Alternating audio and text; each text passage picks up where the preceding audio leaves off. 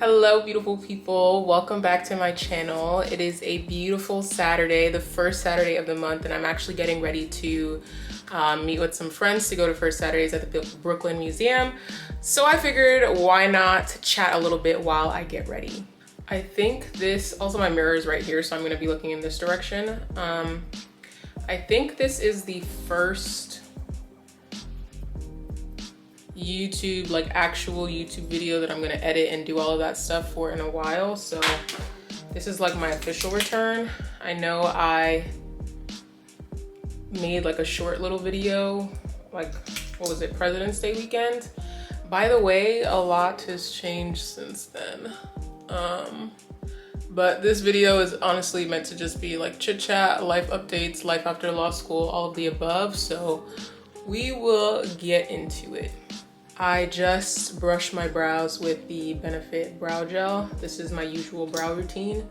I actually have my brow routine, like I've done it multiple times on Instagram, but the way Instagram is set up, it's really hard to like organize.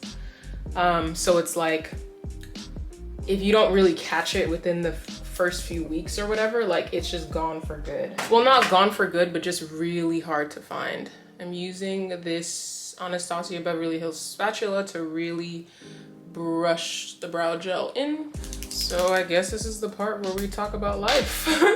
I use the ABH brow pen. My mirror is over there, and this is the type of thing that I normally like to do right in the mirror, so bear with me. Really light brush strokes. Those aren't as light as I would have wanted. By and large, I will say that life after law school is great. Is really, really great.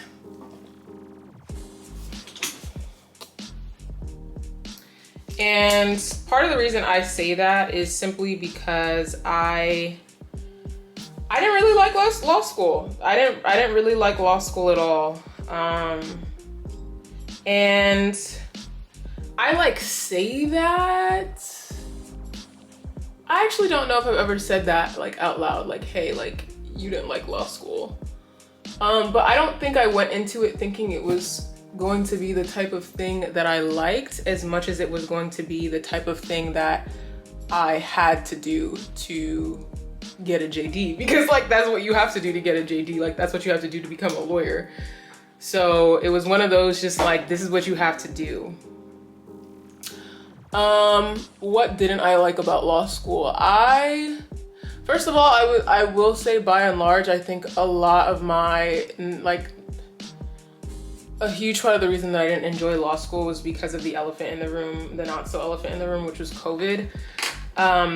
My law school experience, or my time in law school, I would say was the time that was the most impacted by COVID. Like if you were a class of JD class of 2022, you had the longest chunk of your law school career impacted, or your time in law school impacted by COVID. So like we all had that first semester, you know, cool, chill. COVID hits March of our second semester. So we never really had a full year of school on campus because we were all sent home. We never really had like the experience of whatever happens in the spring, whether it's the balls, the galas, the things like that. A lot of those things got shut down. We never had, you know, all of the firm dinners and the schmoozing and all of that stuff. It kind of was just like, all right, done, like, you know, whatever. Our entire second year was remote. It was like hybrid to an extent, but mainly remote. Like I think I had one hybrid class in the fall, but because being on campus was not mandatory, it wasn't like everybody was clamoring for the hybrid option. It was more like, oh, like we can accommodate some people to come in. And it wasn't even like a real hybrid, because like even amongst the hybrid people, there was a rotation. Like there was like maybe no more than 10 people in the class at once. So just count second year of law school as completely virtual. And counting that as completely virtual means you are losing everything that the second year might have had to offer. You absolutely have no social events. Nobody's on campus. You know, everything is virtual. Extracurricular, student group meetings, and second year of law school, at least at Columbia, is when a lot of people hold leadership positions, at least in the affinity groups. And I feel like I've actually spoken about this before in a recent video, so I won't spend too much time on it. And I would say that the student orgs and student leaders were tasked with a really heavy assignment of, like, you know, trying to foster and maintain a sense of community, to keep morale like on campus. And like nobody wanted to, like,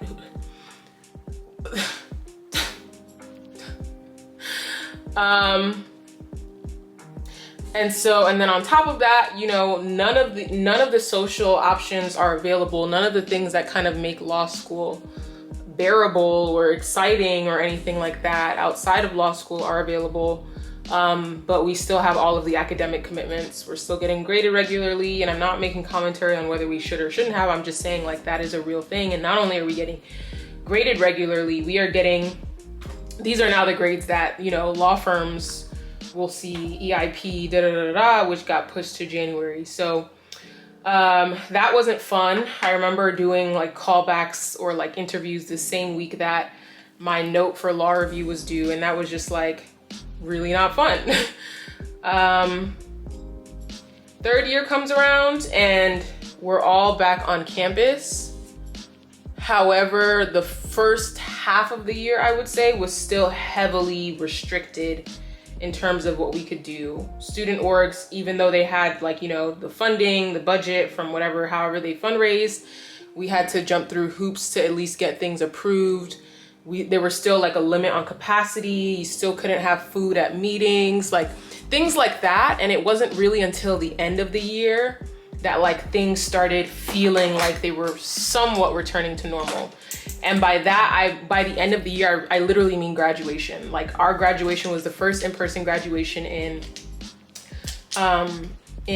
2 years. I happened to speak at that graduation. I think I will link the speech in the description box. And it's not even like that in-person graduation was guaranteed. Like, it was like very much so up in the air until I want to say a couple of months before. Like, people were like, hey, can you tell us, can you let us know if we're having an in-person graduation, because like accommodation and travel is expensive, and the longer we wait, the more expensive it's going to be. So I would say, honestly, graduation 2022 was what marked the like return to normal. Like our Balsa Gala, our Black Law Students Association Gala didn't happen in person even. It happened virtually, and the after party happened in person. So like events still weren't even really happening in person to the extent that they had been in like 2019 before the pandemic. So that was basically my whole entire law school experience. And so, you know, I'm happy for everybody who's enjoying it now and who's living their best life and whatever, but it's really sad that that's the way it happened. Because then on an academic level, like because I know I really kept talking about a lot of the fun stuff, and which is probably like what you would remember most about law school, but on an academic level, like it made it very, very hard to feel like I was getting a true law school experience. My second year, I took like all of the classes that I'm supposed to take. So like the evidences and the this, that, and like, you know, those black letter law classes. But like a lot of what I was excited about in law school, or at least what I would imagine to be excited about, is experiential learning, right? Like being able to intern somewhere or go places or do things. And like all of that was virtual. And it's like, okay, cool. Like I never stepped in a courtroom before, and it's still just virtual courtrooms, you know, like things like that, where it's just like, dang, like I really didn't really get to experience certain things. And so I think that's a huge part of why I like didn't like fall in love with law school. Mind you, it was also hard too. So there's that as well. Foundation of the day. I'm actually mixing 2 shades. Well, I'm not actually mixing them. I'm going to use the Pat McGrath foundation Deep 32 on the perimeter of my face, so like my jawline, and then medium Deep 28 towards the inside of my face. I went to a Pat McGrath event last week, and I got my makeup like touched up by a makeup artist who confirmed like everything about my shade and my undertone and things like that, which was really, really helpful because it's low-key a struggle for me to find makeup. Well, not find makeup, but like out of nowhere, my shade just started getting wonky, like weird. And he was like, yeah, like the perimeter, he was like, these parts of your face have more red undertone, but you have like golden undertones like in the middle, and like you just have to like play and like use multiple shades to match what your actual skin is. And I was like, all right, bet. So I went out and I got medium deep 28. Also, my neck is darker than my face, so that's normally what happens. But this is medium deep 32. I have also 30, I have deep 33, and that pulls a little bit more red, and people keep trying to say like, oh, you're red, and I'm like, this is a golden undertone and this is what it looks like on me. So like, please chill. I know what I'm doing. So at any rate, life after law school is great just because I didn't really like law school to begin with. So it was really almost like we only going up from here. It was really what it was feeling like and what it was looking like. Now let's jump into the categories of life after law school, starting with none other than work. Because I have been active on other platforms, if you are watching this, you probably follow me on other platforms and you probably already know this life update, but to start at the end, I, in the middle of March, left my job. That was an experience. Yeah. Rennie Vasquez really got it right. This makes so much sense for me in terms of the shade. That was an experience. One second. At any rate, I'm not really gonna go into too much detail about that situation. I've already shared about it on TikTok and it went viral. And if I do decide to talk about it more, it will probably be in another video. But I'm just gonna speak about what life working like after law school is, because I feel like that's way more relatable than leaving my job after being there for 5 months. And the goal is really to just like, you know, people who are like, what is life? Like, what is like life like after law school? Like, that's what I'm here for. I would say work. The biggest thing I can say about work, because a lot of people will be like, is big law as bad as, you know, the people make it seem, as people say? And I definitely probably fell into the category of being like, it's not gonna be that bad, or like, I'll pray that it's not that bad. And like, you know, I'm not discrediting the power in prayer and all of that stuff. And I really don't think my experience while I was there was as bad as it could have been, and as bad as other people who I heard, other experiences that I have heard. But what I will say is, now that I have left, and now that I no longer am in that situation, I can definitely see the toll that it was taking on me mentally. And I truly believe that had I stayed longer, like, there definitely would have been damage done. What do I mean by that? I'm not really an anxious person. And I felt myself getting anxious. Well, okay, I'm not an anxious person, but there are certain moments in my life where I am like, yeah, like this was an anxious time period and I was an anxious individual. And those are usually around like admissions decisions. So like, I think the most anxious I've ever been as a human being was when I was waiting to hear back about whether I got into Harvard, right? Okay, fair. In addition to that, the same I think can be said about like waiting to hear back for law school admissions, right? Like things like that. But those were short bursts of time. Those were not prolonged periods. And they were not like a lifestyle. It was not a lifestyle that was making me anxious or stressed. It was a milestone. However, and I say again, I wouldn't have realized it until I had left. that I was very, very fearful and very anxious. Anyone around me who like got to like experience me in that time period, like I had a separate work phone, and like the way I would be so anxious to even just do regular life things, like I would be afraid to book doctor's appointments. I would be afraid to, you know, just like do things without, because life was so unpredictable. Like, and that's, I'll probably do a separate video on like why life is so much better now and all the different ways that life is better now for me. But a huge thing that made me anxious was just like the unpredictability of it all. When friends would try and make plans and ask like when I'm available or like if I'm available, my answer would basically be like, I don't know. Like, I won't know until the day of, the morning of, maybe even the hour before, because that's really how it works. If something comes up and you're needed, right? Or if something comes up and it's urgent, that'll be another conversation, urgent, then that's that, right? Like, then you got to cancel your plans. And this, honestly, this happened when I was a summer associate anyway. So like, I knew what I was getting myself into. But again, like that was a short burst of time, and like, I hadn't really processed what that meant. So it was like, all right, like, I don't really, like, I'm not really in charge of my own life anymore is what it felt like.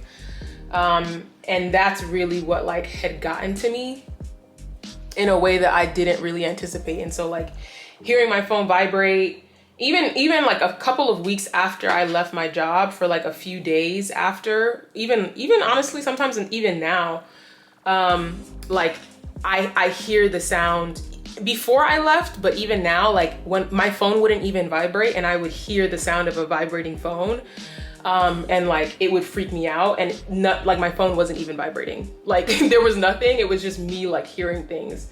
And I feel like that's low-key gotta be like some sort of like sign of PTSD or something like that. But like, and like I didn't realize it until I returned the phone and was like, I'm hearing sounds of that phone vibrating, like, which is crazy. And I want to say all of these things not to scare you, because the truth is, a lot of people have no choice. I thought I had no choice. I feel like I was made to feel like I had no choice. I feel like, especially at a place like Columbia,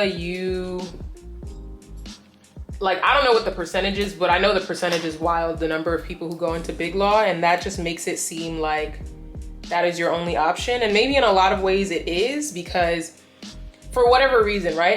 Maybe it's made to feel like your only option for monetary reasons, which is valid, right? Like that's real. Maybe it's meant to feel like your only option because like for career reasons, right? Like I feel like I was made to feel like if you don't start, like big law firms are the only place that are gonna take people fresh out of law school. And if you don't start there, like your career is over. Like you can't do anything else, which like honestly can't be true, because there are way more lawyers in this country who did not and like have the opportunity to start at a big law firm, for it to be that we feel like if we don't start there, our careers are over. So like that was the moment that I realized like, yo, this doesn't have anything to do with my career trajectory. This has everything to do with prestige and elitism and all of that stuff that makes it feel like this is where we have to go and this is our only option. But I digress. All of that is to say, lifestyle as a big law, whatever, associate first year was very unpredictable. It was very unfulfilling, I'm not gonna lie to you. I said this a lot of times in conversations with some of my close friends, like, I don't feel like I'm a lawyer, I feel like I'm an associate, which like is valid, right? No, I don't feel like I'm a lawyer, I feel like I work at a law firm, because it feels like I'm doing a lot of like paralegal tasks, right? Like tasks that maybe at a smaller law firm, a paralegal might be doing. At a very large law firm, it might look like a first year associate doing. Obviously, all of this is very contingent on the culture of the firm and the size of the firm, but I don't know. Yeah, I don't know. I had known, here's the thing about me, and I'm gonna say it with my chest now. I don't care. I don't really, not that I don't care. Yeah, maybe I don't care. that a lot of the stuff that large corporate law firms do, like the type of work that they do, the industries that they're involved in, don't interest me. And it was like my mom who reminded me. There was like before I took on a teaching job in law school, before I became a teacher, before I graduated college, and when, you know, everybody is looking for what summer opportunities that they're going to do, one of the things that I had looked into was like an internship at Citibank. And I did the interview, and as I sat at the interview and realized, like, I noticed how prepared other people were. I'm looking around, everyone's like, you know, checking like scavenging through the Wall Street Journal, trying to, you know, this, that, and the third. And I sat there and I was just like, I don't really care about this stuff. Like, I don't really care. And when I got to the interview and the guy like literally asked me like, why are you here? Like, in my head, I was just like, I really don't know why I'm here, because I don't want to be here. Like, I don't care about this stuff.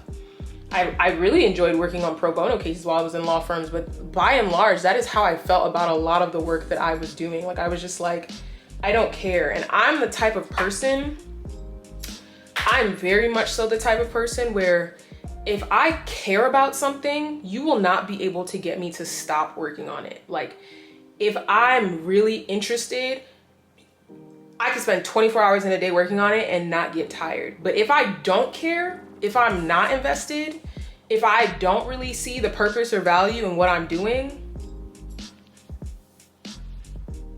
it's a wrap. Going in with the One Size Beauty Powder. Actually, I'm gonna just make sure my face, the harsh lines are like actually blended. So I'm going back in with my foundation brush on around just to do that before I set, because once you set it, the one size powder and translucent, I normally do that first on like immediately under my eye. So like right here, just right there, just very lightly press it in. That's just to like do some immediate stuff. I really like this powder. Don't ever let anybody tell you that something is too saturated, because a lot of these products that like this, that are cult favorites that people love, that like, you know, are really good. It's like, this didn't exist 5 years ago, right? So like, I don't know, maybe I'm talking to myself. Maybe I'm talking to myself on that one, that like, there is still room for innovation. There's still room to meet a need. There's still problems out there that people are waiting for you to come up with a solution for. Yeah, I'm definitely talking to myself on this one. I'm not gonna lie to you. Let me stop. Let me go write it down. And now I'm going in with the Huda Beauty Easy Bake Powder and Banana Bread. And I kind of just like tap off the excess and go over to bake, but like more so press it in. If I really wanted a full beat, I would like press like bake, but I just don't really want that. So I'm just gonna press it in with a damn sponge.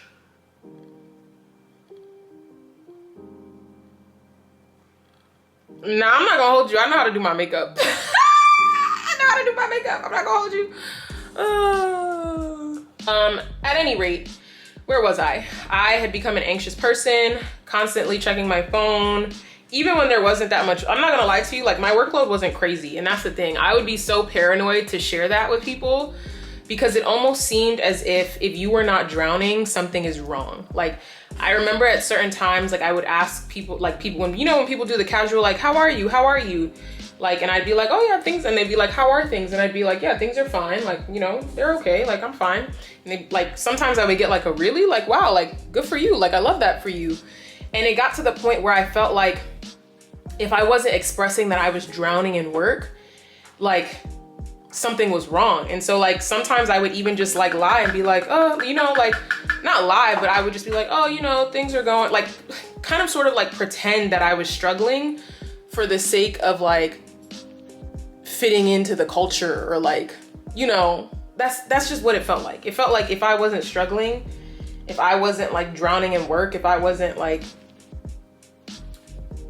yeah, if I wasn't struggling, if I wasn't, you know, wishing that I had an extra hour of sleep or something, that I was doing something wrong. And maybe that's the culture of where I was, but I'm gonna tell you right now, like, I wasn't drowning. I was not drowning. I was not drowning.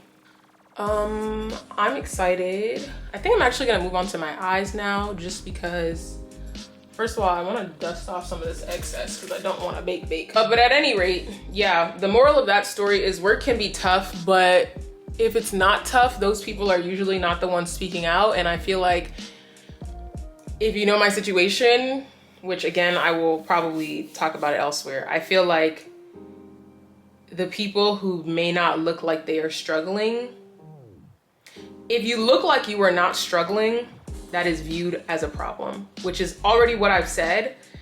But I feel like, yes, if you look like you are not struggling, if it looks like you are not struggling, that is seen as a problem. And so what I feel like is people are never going to get the voices or hear the voices of people who are in big law. And I'm not gonna say never, I'm gonna say you are rarely going to hear about the people who are in big law who are not struggling,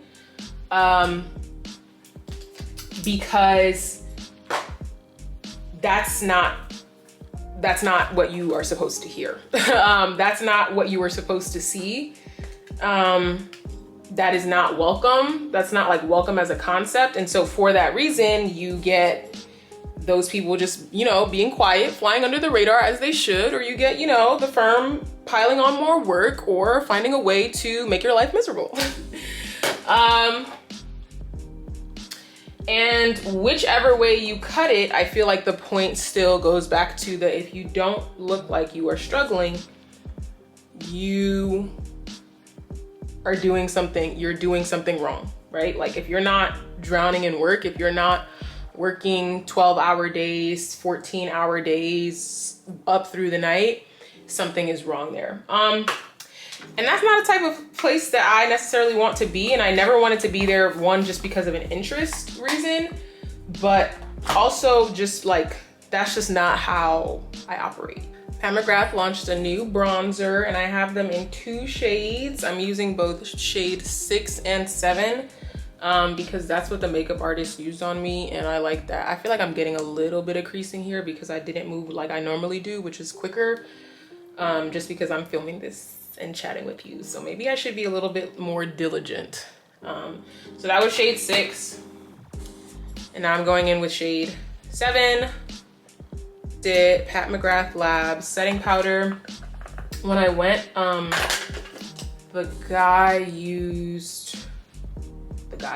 the makeup artist used shade 3 and kind of just like swept it like over here, just like, you know, around and like played and whatever. So I'm gonna do that as well. Moving from the work front and talking about just like social life, friendships, all of that stuff after law school, like I think, as you can imagine, it is what you make of it.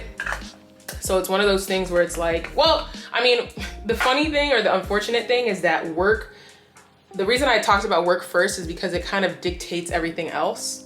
So like, depending on how intense your life is, depending on how like, you know, rough your life is, that'll impact and trickle down and potentially affect everything else from your relationships, like friendships, romantic relationships, familial relationships, your mental health, your wellness, your fitness, all of those things. And so that's why I spoke about it first. But because I wasn't always completely struggling, like it was possible for me to do things with my friends. Sometimes I genuinely was too tired. So it's not like it was like every weekend I was out and about, like, and mind you, like I love my home. The fire truck is so rude right now, but like, mind you, I also love my home, so it's not like I was trying to be out and about anyways, but I was still out and about. I was still, you know, getting, you know what I was doing instead? I was having people over. And by people, I mean a set group of people. It wasn't like, you know, hey, everybody party at Annie's. It was more so like, all right, ladies, it's the first of the month. It's the first Friday of the month. Like, it's this weekend, come over. It's Galentine's, come over. And that was what I had the capacity for. So yeah, friendships. Actually, I feel like I'm downplaying how content I am with my friendships at this point in my life. I feel like for a very long time, I felt very like self-conscious about my friendships, in the sense that like I didn't really have like a group. And what I mean by that is like, it would feel hard for me to come, like if I wanted to do something like, you know, for my birthday or something, it would be like, who would I invite? Like who would come? I would say immediately after college, a lot of my friends were in other cities. And I don't think I'm really, I don't think I was doing anything worth traveling for. And I don't think I'm really at the place where I want to do things that require travel yet, just because I imagine like there will be some big kahuna things in life that I'll like ask my friends out of town to travel for. And I didn't want to waste them at like 23. Maybe it wouldn't have been a waste, but like, I don't know. I kind of was just like, I'm not really doing anything worth traveling out, like from out of town for. So like, we're all trying to, save our coin and whatnot. So don't really, spend any money flying out for something like a brunch. Like, it's not that deep. I can't lie. I can't do my eyeshadow. I can't do my eye makeup while talking. So I'm just going to do it. And BRB. This is probably the wildest, hold on, let me fix the camera. The wildest and most egregious fast forward I had to do, but I ended up having to call customer service for an order that I placed, and I was running late and all of that stuff. So I don't even remember where I left off. I feel like I left off at friendships, and that, I hate to do this, but the goal is to literally just post. And so for now, I will say, I will pick back up next week, and we will chat again. And I'm so sorry to leave you hanging, but I got a blast. Thank you so much for watching this video. Thank you so much for riding with me, for the support through like everything. I feel like I haven't I just want to say that here as well. So let me back up a bit because I'm mad close to the camera for no reason. So just wanted to say thank you. Thank you for watching this video. Be sure to subscribe because now I'm hoping to post weekly. Ooh, yes, I said it to the public. That means I gotta stick with it. Hopefully every Wednesday it's looking like. So yeah, like, comment, subscribe. Let me know what you wanna see from me because we back, baby. All right, let me stop playing. I gotta go. Bye.